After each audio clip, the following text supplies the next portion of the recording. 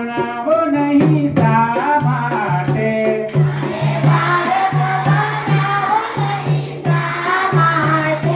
તમે બાળક ભણાવો નહીં શા માટે?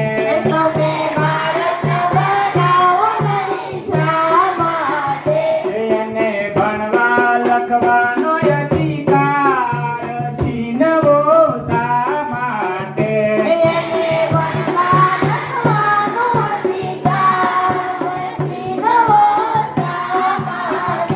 રાખો દીકરી દીકરાનો ભેદ શા માટે?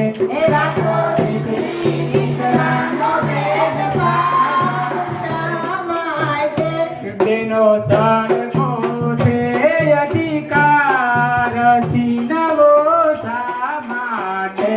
બેનો સરખો છે અધિકાર છીનવો શા માટે? તમે બાળક